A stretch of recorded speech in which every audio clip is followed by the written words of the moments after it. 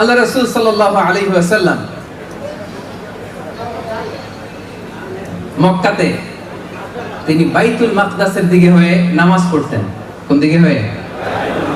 মক্কায় 13 বছর, মদিনায় 1 বছর, মোট 14 বছর তিনি বাইতুল মুকাদ্দাসের দিকে হয়ে তিনি সালাত আদায় করতেন। কিন্তু বিশ্বনবীর অন্তরে কোনো যাতনা ছিল না, কোনো কষ্ট ছিল না। এর কারণ মক্কায় যখন ছিলেন তখন মক্কার ভেতরে কাবা ঘর আছে না নাই? রাসূলুল্লাহ সাল্লাল্লাহু আলাইহি ওয়াসাল্লাম এমন ভাবে বাইতুল মুকাদ্দাসের দিকে দাঁড়াতেন যাতে আগে সামনে কাবা পড়ে, তারপরে বাইতুল মুকাদ্দাস। সুবহানাল্লাহ পড়ে। কি ইন্টেলেক্ট! বিশ্বনবী সাল্লাল্লাহু আলাইহি ওয়াসাল্লামের ইন্টেলেক্ট দেখেন, বুদ্ধিমত্তা দেখেন। কারণ কাবার চারদিকে যে কোনো জায়গায় দাঁড়িয়ে নামাজ পড়া যায়, তখনও কাবাকে কিবলা বানানো হয় নাই। সালাত পড়তে হবে বাইতুল মুকাদ্দাসের দিকে হয়ে। তো বিশ্বনবী সাল্লাল্লাহু আলাইহি ওয়াসাল্লাম বাইতুল মুকাদ্দাসের দিকে হয়েই পড়তেন, কিন্তু এমন ভাবে দাঁড়াতেন যাতে সামনে কাবা পড়ে। সামনে কি পড়ে? আলহামদুলিল্লাহ। বিশ্বনবী এভাবে নামাজ পড়তেন। নবুয়তের প্রথম 13 বছর তিনি এভাবেই নামাজ পড়লেন। হিজরতের আদেশ আসলো, নবী সাল্লাল্লাহু আলাইহি ওয়াসাল্লাম মক্কা থেকে মদিনায় হিজরত করলেন। মদিনায় যে বিশ্বনবী বাইতুল মুকাদ্দাসের দিকেই নামাজ পড়েন, কিন্তু একটা জিনিস নাই ওইখানে। কেউ জানে না এটা কি নাই? কি নাই? কাবা কোন শহরে? মক্কা। কাবা কোন শহরে? মদিনায়। কি নাই? কাবা যে নাই, বিশ্বনবীর অন্তরে জ্বালা আছে না নাই? 13টা বছর বিশ্বনবী সাল্লাল্লাহু আলাইহি ওয়াসাল্লাম কাবাকে সামনে রেখে, যদিও বাইতুল মুকাদ্দাসের দিকে, কাবাকে সামনে রেখে নামাজ পড়তেন। মদিনায় যখন গেলেন ওখানে তো কাবা নাই। এবার কি করবেন? বাইতুল মুকাদ্দাসের দিকে নামাজ পড়েন, কিন্তু কাবারে মিস করেন। কাবারে কি করে? মিস করে। প্রত্যেক নামাজের পরে সালাম ফিরি আকাশের দিকে তাকায়, ইস আল্লাহ তাআলা যদি আমার জন্মস্থান, আমার বাপ দাদার শিকড় যেখানে বাইতুল্লাহ, ওই কাবার দিকে যদি আমার কিবলাটা ঘুরায় দিত কতই না ভালো হতো। বিশ্বনবী যে মনে মনে কষ্ট পায় এটা তো আল্লাহ জানে না? হ্যাঁ জানে? আল্লাহ তাআলা আয়াত নাযিল করলেন, ক্বাদ নারা তাকাল্লুবা ওয়াজহিকা ফিস সামা। নবী হে, নামাজের পরে মনের কষ্ট নিয়ে যে উপরের দিকে তাকায় কি ভাবেন আমি কিন্তু বুঝি, আমি কিন্তু জানি। ফালানুওয়াল্লিয়ান্নাকা কিবলাতান তারদাহা। নবী হে, অচিরেই এমন দিকে আপনার চেহারা ঘুরে আমি নামাজ পড়ার আদেশ দিব, আপনার মন খুশি হয়ে যাবে। ফাওয়াল্লি ওয়াজহাকা শাতরাল মসজিদিল হারাম। নবী হে, আজ থেকে আর বাইতুল মুকাদ্দাসের দিকে চেহারা নয়, টু দ্য ডাইরেকশন অফ কাবা, কাবার দিকে মুখ করে নামাজ পড়া শুরু করে দেন। পড়েন আল্লাহু আকবার। কিবলা চেঞ্জ। কিবলা চেঞ্জ মানে ক্ষমতাও চেঞ্জ। কিবলা চেঞ্জ মানে গদিও চেঞ্জ। কথা বুঝেন? কিবলা চেঞ্জ মানে ক্ষমতা চেঞ্জ, কিবলা চেঞ্জ মানে গদিও চেঞ্জ। এতদিন পর্যন্ত বাইতুল মুকাদ্দাসে ওই ডাইরেকশনে ছিল, ওইটা কিবলা ছিল। এখন কিবলা যেহেতু চেঞ্জ, ক্ষমতাও চেঞ্জ। এজন্য সূরা বাকারার সেন্ট্রাল থিম 286টা আয়াতের মধ্যে কেন্দ্রীয় শিক্ষা হচ্ছে চেঞ্জিং দ্য লিডারশিপ ফ্রম বানি ইসরাইল টু বানি ইসমাইল। এতদিন পর্যন্ত গোটা বিশ্বব্যাপী বানি ইসরাইলের দাপট ছিল। মুসা আলাইহিস সালামের শরিয়ত ছিল, ঈসা আলাইহিস সালামের শরিয়ত ছিল, ইহুদ এবং নাসারাদের সম্মান ছিল, নেতৃত্ব ছিল। আল্লাহ যখনই বাইতুল মুকাদ্দাস থেকে কাবার দিকে কিবলা চেঞ্জ করে দিলেন, আল্লাহ ক্ষমতার চেয়ারও চেঞ্জ করে দিলেন। আওয়াজ করে পড়ুন আল্লাহু আকবার। ক্ষমতা চলে আসলো বিশ্বনবীর হাতে। চেঞ্জিং দ্য লিডারশিপ ফ্রম বানি ইসরাইল টু বানি ইসমাইল। বানি ইসরাইল থেকে বানি ইসমাইল। বিশ্বনবী সাল্লাল্লাহু আলাইহি ওয়াসাল্লাম আল্লাহর নবী ইসমাইল আলাইহিস সালামের বংশধর। বিশ্বনবীর কাছে লিডারশিপ চলে আসলো। বিশ্বনবী সাল্লাল্লাহু আলাইহি ওয়াসাল্লাম এখন আর বাইতুল মুকাদ্দাসের দিকে ফিরে নামাজ পড়ে না। কথা বুঝতেছেন? মনোযোগ রাখলে অবশ্যই বুঝবেন, আমি খুব সহজ করে বুঝাবো। এখন আর বিশ্বনবী বাইতুল মুকাদ্দাসের দিকে নামাজ পড়ে না। কোন দিকে হয়ে নামাজ পড়ে? সবাই বলতে হবে একসাথে, কাবার দিকে হয়ে বিশ্বনবী সাল্লাল্লাহু আলাইহি ওয়াসাল্লাম নামাজ পড়তে শুরু করলেন। তো এই যে মদিনাতে যে 1 বছর বাইতুল মুকাদ্দাসের দিকে পড়ে, আবার 1 বছর বা 17 মাস পরে কাবার দিকে পড়ে, ইহুদিরা টিটকারি মারতে শুরু করছে। যুগে যুগে টিটকারি আছে না নাই? বিশ্বনবী সাল্লাল্লাহু আলাইহি ওয়াসাল্লাম বলে, মুহাম্মদ একবার ফিরো পূর্ব দিকে, আরেকবার পশ্চিম দিকে, আসলে যাইবা কোন দিকে? বিশ্বনবী টিটকারি মেরে বলে, একবার ঈমান আনো পূর্ব দিকে, আবার ঈমান পশ্চিম দিকে, তোমার ঈমান আসলে কোন দিকে? বিশ্বনবী সাল্লাল্লাহু আলাইহি ওয়াসাল্লামকে টিটকারি মারলেন। বিশ্বনবী সাল্লাল্লাহু আলাইহি ওয়াসাল্লামকে টিটকারি মারা আরশের উপর থেকে আল্লাহ পাক সহ্য করতে পারে? পারে? রব্বুল আলামিন সাথে সাথে আয়াত নাযিল করলেন, লাইসাল বিররা আন তুওয়াল্লু ওয়ুজুহাকুম কিবালাল মাশরিকি ওয়াল মাগরিবি ওয়ালাকিন্নাল বিররা মান আমানা বিল্লাহি ওয়াল ইয়াউমিল আখিরি ওয়াল মালাইকাতি ওয়াল কিতাবি ওয়ান নাবিয়্যিন। পড়েন সুবহানাল্লাহ। আল্লাহর নবী ইহুদিদেরকে জানিয়ে দিলেন, শোনো শোনো, পূর্ব আর পশ্চিম দিকে তাকিয়ে ইবাদত করার নাম ঈমান নয়। পূর্ব আর পশ্চিম দিকের মালিক কে?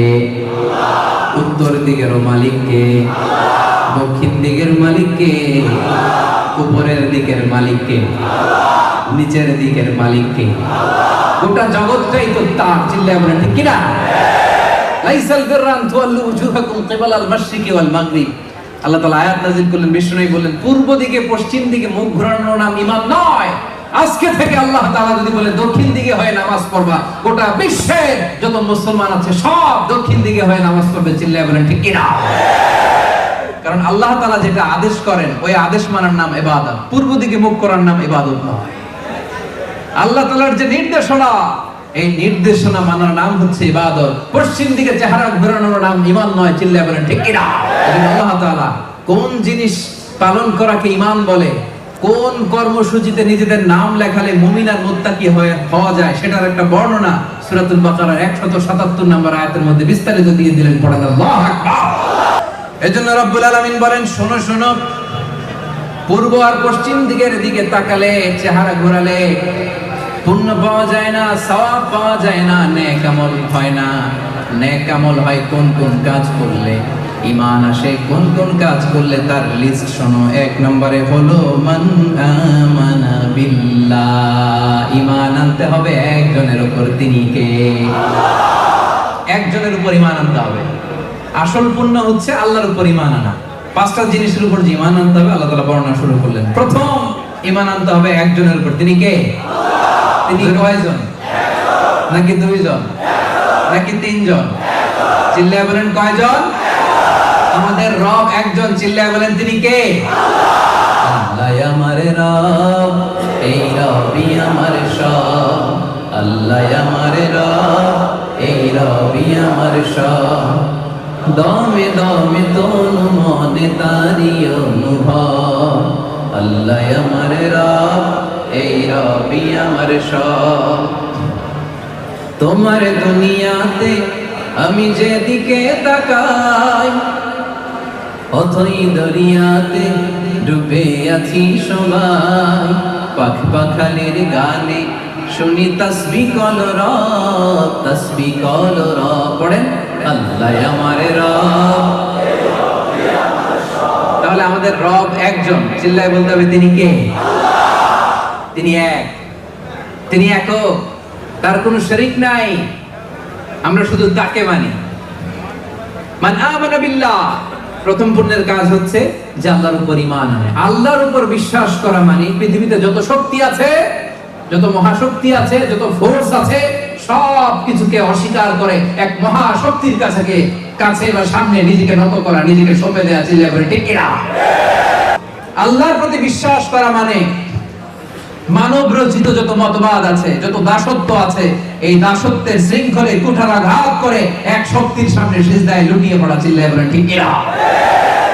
মান আমানা বিল্লাহ, আল্লাহর প্রতি ঈমান আনা। আল্লাহয় বিশ্বাস মানে হচ্ছে যত দেব দেবতা আছে, যত মানব রচিত গড আর গডেস আছে, কল্পিত খোদা আছে, সবগুলোকে অস্বীকার করে একজনকে মানা। চিল্লায় বলতে হবে তিনি কে? আল্লাহ। আল্লাহকে রব হিসেবে পেয়ে আমরা খুশি না বেজার? এইজন্য প্রত্যেক নামাজের পরে আমরা কি পড়ি? রাদিতু বিল্লাহি ওয়া বিল ইসলামি ওয়া বি মুহাম্মাদিন নাবিয়্যা ওয়া রাসূলা। আল্লাহকে আমরা রব হিসেবে পেয়ে খুশি না বেজার? চিল্লায় বলেন। দেখেন আল্লাহ তাআলা কি নিয়ামত আমাদেরকে দান করছে। আচ্ছা বলেন তো, খোদা একজন হইলে লাভ নাকি বেশি হইলে লাভ? আচ্ছা বস, আপনার কাজের বস একজন হইলে ভালো না 3 জন হইলে ভালো? 3 জন হইলে, যদি 3 জন হয় তাহলে 3 জনের কাছে রিপোর্ট করতে হবে, ঠিক কিনা? 3 জনের মন জোগায় চলতে হবে, ঠিক কিনা? 3 জনের যত অর্ডার সব আমার কাঁধের উপরে, ঠিক কিনা? যদি একজন হয় লাভ না লস? যদি একজন হয় একজনের রিপোর্ট দিব, একজনের মন জুগায় চললেই হইল, সে খুশি তো সব ঠিক। চিল্লায় বলেন ঠিক কি না? এজন্য আমরা এত শত খোদার ইবাদত করি না, আমরা এত শত সত্তাকে আমাদের গড বানাই না, আমরা এক সত্তাকে মানি। চিৎকার করে মুসলমান বলো তিনি কে? আল্লাহ তাআলা প্রথমেই বললেন ঈমান আনতে হবে পাঁচটা জিনিসের উপর। এক হচ্ছে মান আমানা বিল্লাহ, প্রথম ঈমান আনতে হবে আল্লাহ তাআলার উপর, তিনি ছাড়া ইবাদতের উপযুক্ত দ্বিতীয় কোনো সত্তা। রব্বুল আলামিন বলেন ইন্নানি আনাল্লাহু লা ইলাহা ইল্লা আনা ফা'বুদনি ওয়া আকিমিস সালাতা লিযিকরি, নিশ্চয় আমি তোমাদের রব, লা ইলাহা ইল্লা আনা, আমি ছাড়া কোনো ইলাহ নাই, ফা'বুদনি, আমি আল্লাহর ইবাদত করো, আমি আল্লাহর সামনে মাথা নত করো, সিজদায় ঝুঁকিয়ে পড়ো, ওয়া আকিমিস সালাতা লিযিকরি, আমার স্মরণে নামাজ কায়েম করো। সুবহানাল্লাহ। তিনি একজন, তারা দেখা যায় না, আমাদের এমন এক সত্তা তাকে দেখা যায় না, অনুভব করা যায়, ঠিক কি না? এই যে আজকে যখন নামতেছিলাম সুবহানাল্লাহ, আমার পাশে যিনি বসেছিলেন উনি বলতেছেন হুজুর দেখেন কি সুন্দর মেঘ, এই মেঘের দিকে তাকালেই তো বোঝা যায় এই মেঘের একজন রব আছে। চিল্লায় বলেন ঠিক কি না? সাগরের সামনে দাঁড়ালেই তো বোঝা যায়, এই সাগর এমনি এমনি সৃষ্টি হয় না। এই মহাবিশ্ব দিন শেষে রাত আসে, দুপুর গড়িয়ে বিকেল আসে, শীত শেষে গ্রীষ্ম আসে, এই যে ব্যালেন্স, এই যে ল অফ নেচার, এগুলো দেখলে বোঝা যায় এই মহাবিশ্বের একজন কন্ট্রোলার, একজন অধিপতি, একজন নিয়ন্ত্রক আছে না নাই? বিবেক থাকলেই বোঝা যায়, একটু বিবেক দিয়ে চিন্তা করলেই বোঝা যায় আল্লাহ হচ্ছেন একজন, তাকে দেখা যায় না কিন্তু তিনি সবাইকে দেখে, ঠিক কি না? লা তুদরিকুহুল আবসার, আল্লাহ বলে পৃথিবীর কোন চোখ আমারে দেখে না কিন্তু আমি আল্লাহর চোখ সবাইকে দেখে। সুবহানাল্লাহ নাই? পৃথিবীর কোন চোখ আল্লাহর দেখে না কিন্তু আল্লাহ তাআলা সবাইকে দেখে কি দেখে না? তাহলে প্রিয় ভাইয়ের আওয়াজ করে বলেন তো ঈমান আনতে হবে কয়টা জিনিসের উপর? এক নাম্বার কার উপর? সবাই বলেন কার উপর? দুই নম্বরে রব্বুল আলামিন বললেন ওয়াল ইয়াউমিল আখির, ঈমান আনার দ্বিতীয় স্তম্ভ হলো আখিরাত। কিয়ামত দিবসের উপর বিশ্বাস করতে হবে, আখিরাতের উপর বিশ্বাস করতে হবে, রবের সামনে দাঁড়িয়ে সব জিনিসের হিসাব দিতে হবে, এটা বিশ্বাস করতে হবে, ঠিক কি না? দুই নম্বরে বিশ্বাস করতে হবে ওয়াল ইয়াউমিল আখির, আখিরাতের উপর, ঠিক কি না? এটাকে বলে the day of judgement, the day of accountability, the day of resurrection. আখিরাতে বিশ্বাস। দুই নাম্বার বিশ্বাস, কিসের উপর বিশ্বাস? প্রিয় ভাইয়েরা, এই দুনিয়াতে যত অপরাধ হয়, যত অন্যায় হয়, যত অপারেশনের জুলুম হয়, তার মূল কারণ হচ্ছে আমরা আখিরাতকে বিশ্বাস করি না, ঠিক কি না? আল্লাহর সামনে যে আল্লাহর সুপ্রিম কোর্টের কাঠগড়ায় যে আমাকে দাঁড়াতে হবে, এই চিন্তাটাই আমাদের মাথায় নাই। চিল্লা এখন ঠিক কি না? এই চিন্তা যদি কারো মাথায় থাকতো, সে স্ত্রীকে পিটাইতে পারতো? এতিম ছেলেরে মারতে পারতো? দেশের টাকা বিদেশে পাচার করতে পারতো?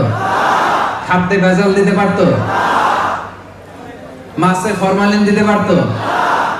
ওজনে কম দিতে পারতো? দুর্নীতি করতে পারতো?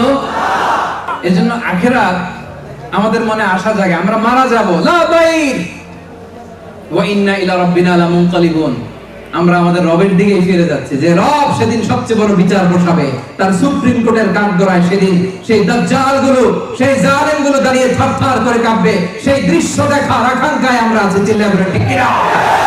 তাহলে আমরা মারা যাব, আমরা কিয়ামতের দিকে যাচ্ছি, আমাদের কোনো ভয় আছে? আওয়াজ করে বলেন। আমার দাদা চলে গেছে, আমার দাদি চলে গেছে, আমি কিয়ামতের দিন ওনাদের আবার দেখবো জান্নাতে, ঠিক কি না? আমি এই দুনিয়াতে ঠকেছি, মাজলুম হয়েছি, সেদিন শেষ হাসি, বিজয়ের হাসি আমি হাসবো, ঠিক কি না? আমার দুঃখ কিসের, আমার টেনশন কিসের? মুমিনদের জন্য আখিরাত, মৃত্যু কোন ধরনের ভয়ের কারণ কখনো হতে পারে না। এজন্য রব্বুল আলামিন বলেন ফামান ইয়া'মাল মিসকালা যাররাতিন খায়রান ইয়ারা ওয়া মান ইয়া'মাল মিসকালা যাররাতিন শাররান ইয়ারা। যাররা পরিমাণ ভালো কাজ করেছো, যাররা পরিমাণ নেক কাজ করেছো, ভালো কাজ করেছো, সেটাও যেমনি তুমি আমলনামার মধ্যে দেখবা। যারা পরিমাণ খারাপ কাজ করেছো, সেটাও সেদিন আমলনামায় ঢুকিয়ে দিবে কে? তাহলে 1 নম্বরে কার প্রতি বিশ্বাস? 2 নম্বরে, 3 নম্বরে হচ্ছে ওয়াল মালাইকা, ফেরেশতাদের প্রতি বিশ্বাস রাখার দরকার আছে না নাই? ফেরেশতাদের প্রতি। এবার বলেন, ফেরেশতারা মেয়ে না ছেলে?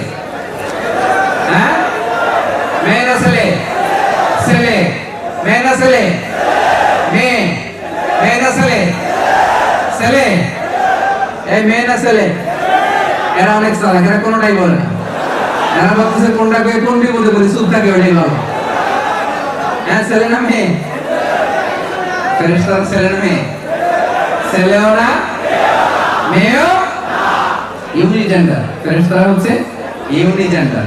মক্কার মুশরিকরা বলতো আল মালাইকাতু বানাতুল্লাহ, ফেরেশতারা নাকি আল্লাহর মেয়ে। নাউজুবিল্লাহ বলবেন না? ফেরেশতারা ছেলেও না মেয়েও না।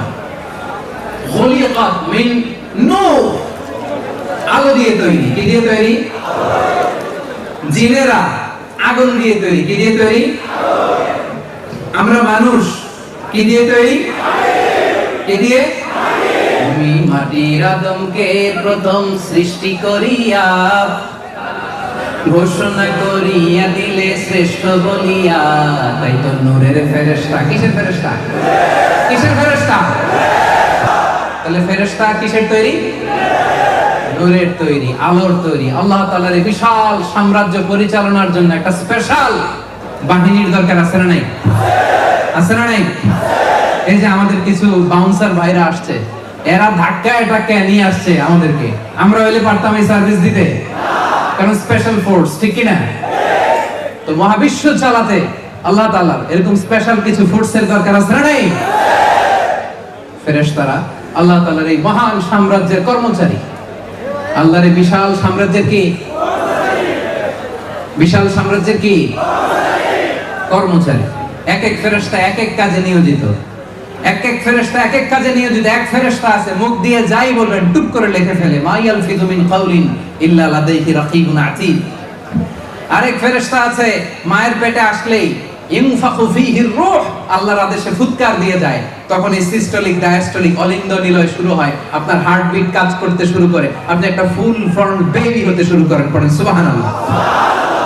আবার কিছু ফেরেশতা আছে কিরামান কাতিবিন, দুই কাঁধে বসে থাকে, ইয়ালামুনা মা তাফআলুন, আপনি যা করেন সব আমলনামায় লিখে ফেলে, ঠিক কি না? কিছু ফেরেশতা আছে দিনরাত শুধু বিশ্বনবীর উপর দুরূদ পাঠায়, ও মালাইকাতুহু ইউসাল্লুনা আলা নবী, নবীর প্রতি শুধু দুরূদ পাঠায়। আর কিছু স্পেশাল ফেরেশতা আছে ইয়াহমিলুনাল আরশ, আল্লাহর আরশের 8টা পায়া ধরে বসে আছে। এদের সংখ্যা হচ্ছে 8 জন। 8টা ফেরেশতা। কয়টা? এক একটা ফেরেশতার সাইজ গোটা বিশ্বের মহাবিশ্ব যত বড়, সে আল্লাহর আরশের পায়া ধরে আছে যে ফেরেশতাগুলো, এক একটা ফেরেশতার সাইজ গোটা মহাবিশ্বের চাইতেও বড়। চিল্লায় পড়েন সুবহানাল্লাহ। কিছু ফেরেশতা আছে মালাকুল মাউত আল্লাযী ওয়াক্কিলা বিকুম, মৃত্যুর ফেরেশতা, রূহ কবজের জন্য আজরাইল ফেরেশতা আছে না নাই? বৃষ্টি বন্টনের জন্য মিকাইল আছে না নাই? নবীদের কাছে ওহী পাঠানোর জন্য জিবরাইল আছে না নাই? বিষ্ণু ঈসা ইসলাম বলেন মা ফিহা, মনোযোগ দিয়ে শুনেন হাদিসটা, চমৎকার হাদিস। মা ফিহা মাউদিউ শিবর ইল্লা ওয়া আলাইহি মালাকুন সাজিদ আও কাইম।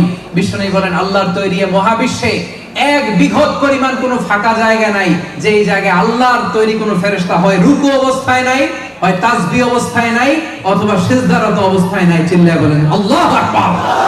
তাহলে ফেরেশতাদের প্রতি বিশ্বাসের দরকার আছে না নাই? 4 নম্বরে ওয়াল কিতাব। 4 নম্বরে কিতাব, কিতাবের উপর বিশ্বাস আনতে হবে। কোরআন, তাওরাত, জাবুর, ইনজিল, কোরআন, এগুলো কার পাঠানো কিতাব? কার লেখা বই? নাকি মানুষের লেখা? এই কিতাবগুলো কার? এগুলো আল্লাহর বই, এগুলো আল্লাহর কিতাব। আল্লাহ তাআলা এখানে আমাদেরকে গাইডেন্স দিয়েছেন, বার্তা দিয়েছেন, জান্নাতের রাস্তা দিয়েছেন। এজন্য এই কিতাবগুলোর উপর আমাদের বিশ্বাস আনতে হবে না? বুঝতে পেরেছেন সবাই? 5 নম্বরে ওয়ান নবিয়্যিন, নবীদের উপর ঈমান। 5 নম্বরে বলেন ঈমান কার উপর? কার উপর? নবীদের উপর। পৃথিবীর সব নবীরা বলেছেন লা ইলাহা ইল্লাল্লাহ মুহাম্মাদুর রাসূলুল্লাহ। সব নবীরা বলেছেন লা ইলাহা ইল্লাল্লাহ তুফলিহু, কুলু লা ইলাহা ইল্লাল্লাহ তুফলিহু, লা ইলাহা বলো মুক্তি পেয়ে যাবে। সব নবীদের একটাই দাওয়াত ছিল, আল্লাহ ছাড়া কোনো ইলাহ, আল্লাহ ছাড়া কোনো ইলাহ। নবীদের কথায় কোনো গরমিল নাই, সব নবীদের কথায় নাকি গরমিল আছে? হ্যাঁ, আচ্ছা পেনাঙ্গের ভাইয়েরা একটু বুঝে শুনে উত্তর দেন। এমন কি কখনো হয়েছে কোন নবী বলছে আল্লাহ একজন, আরেক নবী আইসা বলে না একজন না দুইজন হইতে পারে? বুঝে নাই বোধহয়। কোন নবী বলছে আখেরাত হবেই হবে, আরেক নবী আইসা বলতেছে না আখেরাত নাও হইতে পারে? বলছে বলছে বলছে। তার মানে নবীদের কথায় কোনো গরমিল নাই, গরমিল থাকে কবিদের কথায়। কথা বলেন, কার কথায় গরমিল নাই? কাদের কথায় গরমিল? কবিদের কথায়। কারণ এক এক সময় এক একটা বলে, সকালে একটা বলে বিকালে আর একটা, আছে না নাই? কিন্তু নবীদের কথায় কি গরমিল আছে? এর কারণ তাদের প্রত্যেকের কথা আসে একটা হেডকোয়ার্টার থেকে। আওয়াজ করে বলেন তো হেডকোয়ার্টারটা কার? সব নবীকে Allah as a proof of their prophethood Allah মুজিজা দিয়েছেন, মুজিজা। নিষ্কলুষ চরিত্রের অধিকারী ছিলেন এক একজন নবী। পা থেকে মাথা পর্যন্ত তাদের গোটা জিন্দেগি ঘাটলে একটা কালো তিলের দাগ ফেলার মতো কোনো ক্ষমতা বিশ্বের কোনো মানুষের নেই। চিল্লায় বলেন ঠিক কি না? এজন্য নবীরা আমাদের মডেল। কারা আমাদের মডেল? নাকি শাহরুখ খান, আমির খান, সালমান খান, সাকিব খান? আমাদের মডেল কে? কারা? কোন খেলোয়াড়, কোন কবি, নায়ক? এরা আমাদের মডেল? মডেল কারা? নবীদেরকে মডেল মানতে রাজি আছেন তো? 5টা জিনিসের উপর আল্লাহ তাআলা ঈমান আনতে বললেন। এবার 5টা কর্মসূচি। 1 নম্বর কর্মসূচি ওয়া আতাল মাল আলা হুব্বি, সম্পদের প্রতি ভালোবাসা সত্ত্বেও সম্পদ দান করতে হবে। টাকা দেওয়াটা বড় কঠিন কাজ, পকেট থেকে বের হতে চায় না, বড্ড কঠিন, বের হয় না টাকা, তাই না? আল্লাহ বলে বের করো, দাও, তাহলে আমি করে দেব। দে আবনা আদম, হে আদম জাত, আনফিক উনফিক আলাই, তুমি দান করো আমি তোমারে দান করব। সুবহানাল্লাহ পড়ে। এজন্য দান করতে হবে বেশি বেশি। কাদেরকে দিব? যাবিল কুরবা, নিকটাত্মীয়দেরকে প্রথমে দিবেন। নিকটাত্মীয়দের মধ্যে যদি কেউ গরিব থাকে দিবেন, খোঁজ খবর নেবেন। কারণ এমনি মিসকিনদেরকে দিলে 1 সওয়াব, আত্মীয় গরিবদের দিলে 2 সওয়াব। এক হচ্ছে দান করার সওয়াব, 2 হচ্ছে আত্মীয়তার বন্ধন যে আপনি অটুট রেখেছেন ওইটার সওয়াব। সুবহানাল্লাহ পড়েন। ইন্না সাদাকাতা আলাল মিসকিনি সাদাকা ওয়া আলা যির রাহিমি ইসনাতান সাদাকাতুন ওয়া সিলা। গরিবরে দিলে 1 সওয়াব, আত্মীয়রে দিলে 2 সওয়াব। গরিবরে দিলে শুধু দানের সওয়াব, আত্মীয়কে দিলে দানেরও সওয়াব, আবার আত্মীয়তার বন্ধন অটুট রাখার সওয়াব। আওয়াজ করে পড়েন সুবহানাল্লাহ। 2 নম্বরে বল ইয়াতামা, এতিমদেরকে দিবেন। বাপ নাই মা নাই এরকম মাসুম বাচ্চা আছে না নাই? এদেরকে দিবেন। বিশ্বনবী কি বলেন দেখেন, আমার আঙ্গুলের দিকে একটু তাকান, এই আঙ্গুলের দিকে দেখতেছেন? আপনাদের আঙ্গুল না, আমার আঙ্গুলের দিকে তাকান। বিশ্বনবী এইভাবে সাহাবীদেরকে আঙ্গুল দেখায় বললেন আনা ওয়া কাফিলুল ইয়াতিমি ফিল জান্নাতি কাহাতাইন। আই রিপিট, পেনাঙ্গের ভাইয়েরা আমি আবারো বলছি, তিনি 2 আঙ্গুল দেখায় বললেন আনা ওয়া কাফিলুল জান্নাতি ওয়া কাফিলুল ইয়াতিমি ফি জান্নাতি হাতাইন, অর্থাৎ আমি আর এতিমের রক্ষণাবেক্ষণকারী জান্নাতে এইভাবে একসাথে থাকবো। এই আঙ্গুল থেকে এই আঙ্গুলের তো দূরত্ব অনেক, প্রায় 1 কিলোমিটার হবে না? হ্যাঁ, কতটুকু দূরত্ব? কত দূর? এতিমের দেখাশোনা যারা করবে বিশ্বনবী তাদের ঠিক এইভাবে কাছে থাকবেন। চিৎকার করে পড়েন সুবহানাল্লাহ। এক সাহাবী এসে বলেন নবী আমার চোখ দিয়ে পানি নামে না, অন্তর নরম হয় না, আমার অন্তরটা বড় শক্ত, আমি কি করব আপনি আমারে বলে দেন। বিশ্বনবী বললেন ইরহামিল ইয়াতিম, এতিমকে দয়া করো। ওয়ামসা রাসাহু, এতিমের মাথায় একটু হাত বুলিয়ে দাও। ওয়া আতইম মিন তুআমিক, তোমার খাবার থেকে এতিমের সাথে খাবার শেয়ার করো। তালিন কলবু, তোমার অন্তর নরম হবে। তুদ্রিক হাজাতাক, তোমার আশাও পূরণ হবে। পড়েন সুবহানাল্লাহ। এতিমের মাথায় হাত বুলিয়ে দেন, এতিমখানায় যায়া ওদেরকে তো খাওয়াবেন, ওদের সাথে বসে একটু খাইয়েন। বিষ্ণু বললেন তাহলে তোমার অন্তর নরম হবে, তোমার আশা পূরণ হবে। সুবহানাল্লাহ। আর কাকে দিবেন? মিসকিনকে দিবেন, ওয়াবনাস সাবিল, পথিকদেরকে দিবেন। একবার বিশ্বনবীর একটা জামা, কয়টা জামা? একজন এসে বললে, ইয়া রাসূলুল্লাহ আ'তিনি কামিসান, আপনি আমার একটা জামা দেন। বিশ্বনবীর গায়ে জামা কয়টা? ওইটাই দিয়ে দিলেন, ওইটাই দিয়ে দিলেন। দিয়ে এখন বাসায় বসে আছে, সাহাবারা আসতেছে, বেরোতে পারে না, কারণ জামা নাই তো। এবার আল্লাহ আয়াত নাযিল করলেন, ওয়াল্লাযীনা ইযা আনফাকু লাম ইউসরিফু ওয়া লাম ইয়াকতুরু ওয়া কানা বাইনা যালিকা কাওয়ামা। বিশ্বাসীদের বৈশিষ্ট্য হবে তারা যখন দান করবে একেবারে সব দিয়ে দিবেন, আবার কিপটামিও করবে না, মাঝামাঝি। মানে নবীরে বুঝাইতে চাইলেন, নবী জামা যদি দুইটা থাকতো তো একটা দিতেন, ছিল কয়টা? এখন আপনি করবেন কি? সুবহানাল্লাহ পড়ে। কি রহমতের নবী, কি দয়ার নবী, ঠিক কি না? এই মায়ার নবীকে, এই দয়ার নবীকে ভুলে থাকা সম্ভব? জোরে বলেন না, সম্ভব? এত দয়ালু ছিলেন। ওয়াসাইলিন, যেই চায় তাকে দিতে হবে। ওয়াফির রিকাব, দাস মুক্তির কাজে দান করতে হবে। এখন তো দাস নাই, তো কোথায় দান করবেন? এই যে জেলে বন্দী, মাজলুম হয়ে যারা জেলে বন্দী, এদের মুক্তির জন্য দানের দরকার আছে না নাই? সূরা বাকারা 177 নম্বর আয়াতে স্পেসিফিকলি এটা উল্লেখ করে দিয়েছেন কে? প্রিজনার, অন্যায়ভাবে কাউরে জেলে ভরে রাখছে, এরকম আছে না? ভাই বেরাদর, আত্মীয় স্বজন, বন্ধু, যাদেরকে এভাবে মাজলুম ভাবে জেলে ভরে রাখা হয়েছে, আল্লাহ তাআলা বলেন ওয়াফির রিকাব, দাস মুক্তি বা জেল বন্দী, কারাগারে রুদ্ধ, এরকম মাজলুম অন্যায়ভাবে তাকে বন্দী করা হয়েছে, তার আইনজীবীর জন্য, তাকে একটু সাপোর্ট করার জন্য তোমরা দান করো। আয়াত নাযিল করলেন কে? তাহলে সময় মতো নামাজ, কারণ আউয়ালু মা ইউহাসাবু বিহিল আবদু ইয়াউমাল কিয়ামাতি as-সালাহ। কিয়ামতের দিন সর্বপ্রথম আল্লাহ তাআলা যেটার হিসাব নেবেন সেটা কি?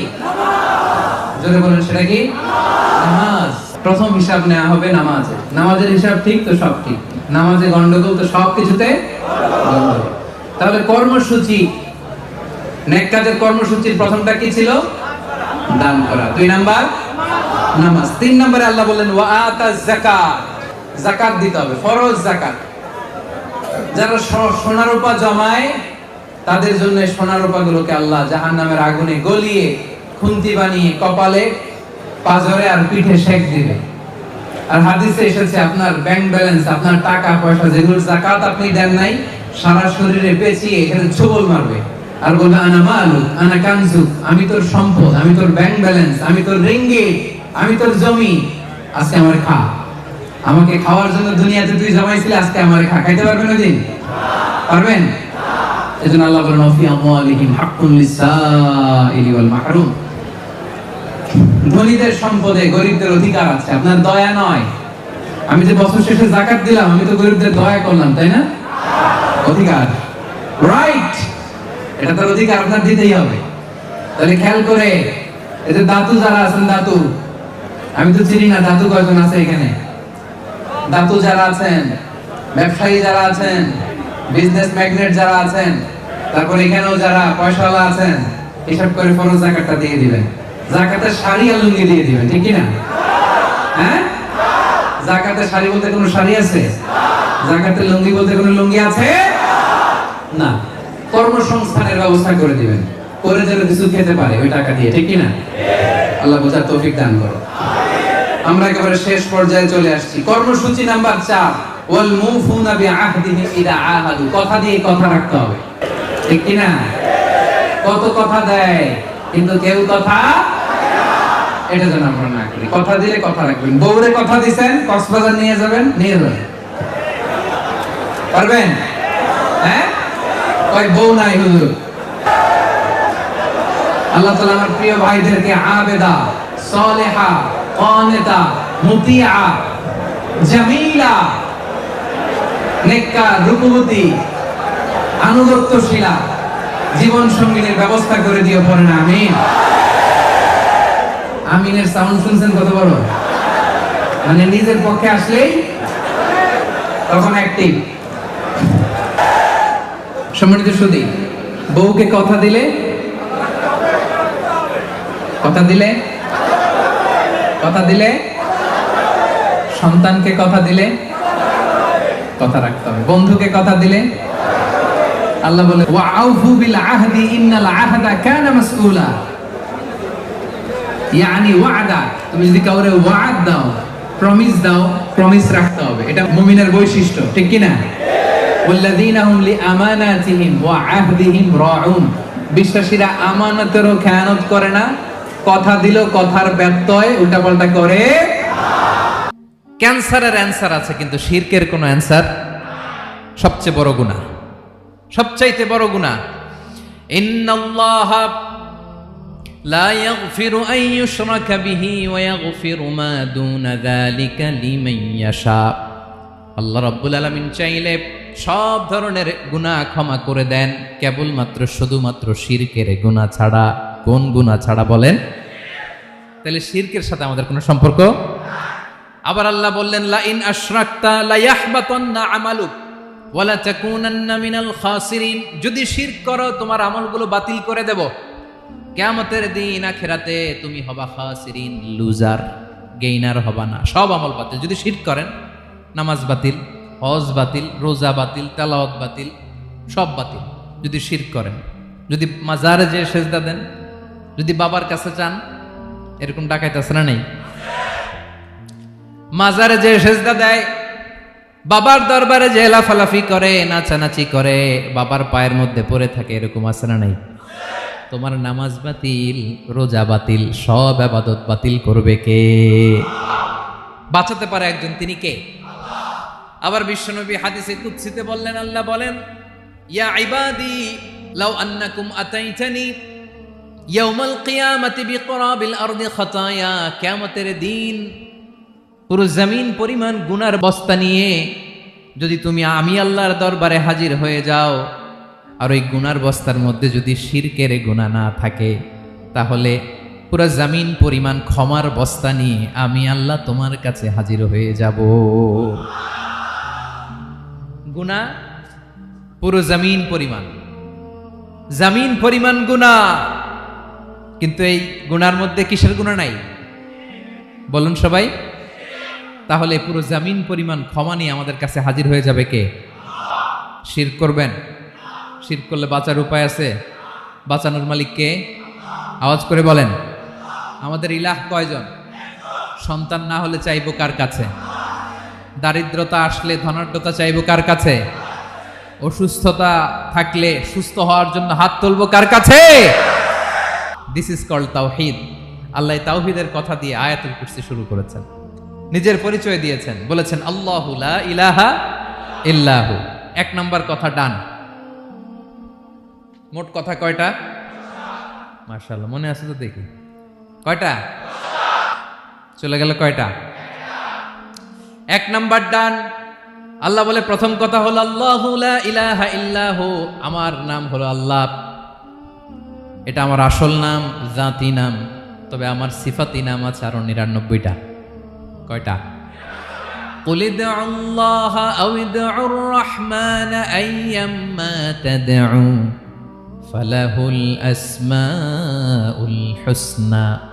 আমি আল্লাহকে তুমি আল্লাহ বলে ডাকো কিংবা রহমান বলে ডাকো, তবে জেনে রেখো আমি আল্লাহর শুধু দুটোই নাম না, আমি আল্লাহর ৯৯টা সুন্দর সুন্দর নাম আছে।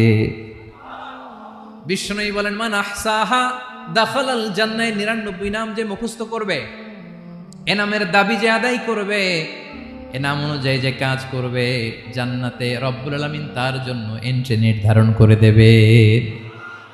আল্লাহর এই সুন্দর নামগুলো ধরে ডাকবেন। আমার ভাইরা দোয়ার সময় বলবেন, ইয়া রহমান, ইয়া রহিম, ইয়া জব্বার, ইয়া কাহ্হার, ইয়া সত্তার। পারবেন না? এই নামগুলো ধরে ডাকলে আল্লাহ দোয়া কবুল করে। আলহামদুলিল্লাহ পড়েন। তাহলে প্রথম কথা শেষ। আল্লাহু লা ইলাহা ইল্লাহু। আল্লাহ বললেন আয়াতুল কুরসির প্রথম কথা হলো আমি হলাম আল্লাহ, আমি ছাড়া কোনো ইলাহ নাই। আছে? আওয়াজ করে বলেন। শেষ। ২ নম্বর কথা হলো আমি হলাম আল হাইয়ুল কাইয়ুম, শাশ্বত চিরঞ্জীব। আমি মহাবিশ্বের সকল সৃষ্টির ধারক বাহক। আল হাইয়ুল কাইয়ুম। পড়েন, আল হাইয়ুল কাইয়ুম, আল হাইয়ুল কাইয়ুম। আমি হচ্ছি শাশ্বত চিরঞ্জীব। ২ নম্বর কথা আল হাইয়ু, মানে যে কোনোদিন মরে না। আপনিও তো মরবেন না, তাই না? হ্যাঁ, মরবেন। আপনার দাদা, বাবা আমিও, আমার ছেলেও, নাতিও, পুতিও, সুতিও সব মরে যাবে। মরবে না একজন, তিনি কে? আল হাইয়্যু মানে হচ্ছে এভার লিভিং, যে কোনোদিন মরবে। দাইমুল হায়াত, চিরঞ্জীব, শাশ্বত, কোনোদিন মরবে না। সুবহানাল্লাহ পড়ে। তিনি সূচনাহীন অতীত থেকে আছেন। আমার ভাইয়ের আমার দিকে তাকান। তিনি সূচনাহীন অতীত থেকে আছেন, তিনি শেষহীন সীমাহীন ভবিষ্যৎ পর্যন্ত থাকবেন। অনেকে বলে কবে থেকে? তিনি সূচনাহীন অতীত থেকে, যে অতীতের সূচনা নাই। তিনি কবে পর্যন্ত থাকবেন? সীমাহীন শেষহীন ভবিষ্যৎ পর্যন্ত থাকবেন। তিনি হচ্ছেন আল হাই। এ দুনিয়ার সব মরে যাবে, সব মরে যাবে, মরবে না শুধু একজন সত্তা। তিনি কে? আল্লাহ বলেন কুল্লু মান আলাইহা ফান ওয়া ইয়াবকা ওয়াজহু রাব্বিকা যুল জালালি ওয়াল ইকরাম। এই মহাবিশ্বে যা আছে সব ফান হয়ে যাবে, নিঃশেষ হয়ে যাবে, শেষ হয়ে যাবে, মৃত্যুবরণ করবে, একমাত্র কেবলমাত্র আল্লাহ রব্বুল আলামিন ছাড়া। এজন্য তিনি হচ্ছেন আল হাই। আল হাই চিরঞ্জীব, চিরকাল তিনি বেঁচে থাকবেন। আমাদের মৃত্যুর জন্য আল্লাহ তাআলা আজরাইল মালাকুল মাউতকে নির্ধারণ করেছেন। মালাকুল মাউতের একদম মৃত্যু হবে। আল্লাহ, যার সিংগার ফুৎকারে পৃথিবী কেঁপে উঠবে, যে ইসরাফিল যে মুহূর্তে বাতু পাহাতে এখানে আমি তাফসির করছি, ঠিক এই মুহূর্তে ইসরাফিল ফেরেশতা সিংগাটা দুই ঠোঁটের মাঝখানে রেখে আরশের দিকে তাকিয়ে আছে। কখন আল্লাহ অর্ডার দিবে ফুৎকার দাও, আল্লাহ বলবে ফুৎকার দাও, এক সেকেন্ড চোখের পলক যাতে দেরি না হয়, মুখে নিয়ে তাকায় আছে, এক সেকেন্ড যাতে দেরি না হয়, ওই ইসরাফিলেরও মৃত্যু হবে, কেউ থাকবে না, থাকবে শুধু একজন সত্তা। বলুন তিনি কে? তিনি হলেন আল্লাহ। আল্লাহ বলে আমি হচ্ছি আল হাই, শাশ্বত চিরঞ্জীব, আমি কখনো মরব না, আমার কোনো লয় নাই, কোনো ক্ষয় নাই, আমি অব্যয়, আমি অক্ষয়, আমার কোনো মৃত্যু নাই, আমি সূচনাহীন অতীত থেকে আছি, আমি শেষহীন ভবিষ্যৎ পর্যন্ত থাকবো। এই জন্য আমি আল্লাহর একটা নাম হলো আল হাই। ক্লিয়ার? আল হাই কারে বলে চিনছেন? যে কোনো দিন, সবাই বলুন, দাইমুল হায়াত, কোনোদিন মরবে না। আল্লাহ বলে আমার দুই নাম্বার আরেকটা নাম আমি বললাম আল কাইয়ুম। আল কাইয়ুম মানে স্বয়ং সম্পূর্ণ, স্বয়ং সম্পূর্ণ, কারো সাহায্য লাগে না। এরকম এদিকে কে কে আছেন দেখে হাত তোলেন। কারো সাহায্য লাগে না, আছেন? স্বয়ং সম্পূর্ণ এরকম কেউ আছি না? আল্লাহ বলে আসল স্বয়ং সম্পূর্ণ আমি আল্লাহ। কারো কাছে আমি মুখাপেক্ষী নই। গোটা বিশ্বের সবাই আমি আল্লাহর দিকে মুখাপেক্ষী, আমার দিকে ঝুঁকে থাকে, আমার দিকে হাত তুলে কাঁধে ফরিয়াদি। সবগুলো ফকির, সবাই আমার কাছে চায়। আমার আল্লাহ কারো কাছে চাওয়া লাগে নাকি? শুধু নিজেই স্বয়ং সম্পূর্ণ তিনি নয়, তিনি স্বয়ং সম্পূর্ণ বানায়। আমাদেরকে স্বয়ং সম্পূর্ণ বানায় কে? রিজিক দেয় কে? সুস্বাস্থ্য দেয় কে? খ্যাতি দেয় কে? সব কিছু দেয়ার মালিক আল্লাহ, দুনিয়াটা চালানোর মালিক আল্লাহ। এজন্য তিনি হলেন আল কাইয়ুম। সুবহানাল্লাহ। মায়ের পেটের ভেতরে যখন ছিলাম রিজিক দিয়েছে কে? আসার পরে আবার রিজিক দিল কে? সুবহানাল্লাহ। মায়ের পেটে একভাবে দিছে, আমার নাভির সাথে মায়ের জরায়ের কানেকশন, ওইটা দিয়ে 8 মাস 9 মাস। আসার সাথে সাথে মায়ের পেট থেকে বেরোলে ওটা কেটে দেয়া হয়। এবার আমরা কাঁদি, আল্লাহ বলে কেঁদো না, খাওয়ার একটা লাইন ছিল, মায়ের বুকের ভেতরে এখন খাওয়ার 2টা লাইন দিয়ে দিলাম। আল কাইয়ুম, দাইমুল কিয়াম, সব সময় যিনি, সব সময় সৃষ্টির কখন কিভাবে কোনটা লাগবে দেওয়ার জন্য যিনি প্রস্তুত, নিজেই স্বয়ং সম্পূর্ণ কেবল নয়, মানুষকে স্বয়ং সম্পূর্ণ বানায়, তিনি হচ্ছেন আল কাইয়ুম। সুবহানাল্লাহ পড়বেন। তাহলে 2 নাম্বার কথা হলো আল হাইয়ুল কাইয়ুম। আল্লাহ হলেন আল হাই, চিরঞ্জীব, আজীবন তিনি বেঁচে থাকবেন, তার কোনো লয় নাই, ক্ষয় নাই। আবার তিনি আল কাইয়ুম, স্বয়ং সম্পূর্ণ, গোটা বিশ্বের সব কিছু তিনি রক্ষণাবেক্ষণ করেন। ঠিক কিনা বলেন? বিষ্ণু বলেছেন এই আল হাইয়ুল কাইয়ুম এটা হচ্ছে ইসমে আজম। এটা কি? যে ইসমে আজম দিয়ে দোয়া করলে আল্লাহ দোয়া কবুল করে, আল্লাহর কাছে কিছু চাইলে আল্লাহ দেয়। এক সাহাবী দোয়া করতেছে ইয়া হাইয়ু ইয়া কাইয়ুম, বিশ্বনবী বলে এই সাহাবী তো ইসমে আজম দিয়ে দোয়া করতেছে। তাহলে দোয়ার সময় বলবেন ইয়া হাইয়ু ইয়া কাইয়ুম, পারবেন? বলেন ইয়া হাইয়ু ইয়া কাইয়ুম। আল্লাহর এই দুটো নাম ধরে ধরে আল্লাহরে ডাকবেন, তাইলে ওই দোয়া কবুল। পারা যাবে? বিশ্বনবী দোয়াতে বলতেন ইয়া হাইয়ু ইয়া কাইয়ুম বিরহমাতিকা আস্তাগীথ আসলিহ লি শা'নি কুল্লাহু ওয়া লা তাকিলনি ইলা নাফসি তারফাতা আইন। ও হাইয়ু ওয়া কাইয়ুম, ও শাশ্বত চিরঞ্জীব আল্লাহ, আসলিহ লি শা'নি কুল্লা, আমার সব কিছুকে আপনি ফিক্স করে দেন, ঠিক করে দেন। এক পলকের জন্য, এক চোখের পলকের জন্য আমার কোনো কাজ আপনি আমার উপর ছেড়ে দিয়েন না, সব কাজ আমি আপনার কাছে সুপর্দ করে দিলাম। সুবহানাল্লাহ পড়ে।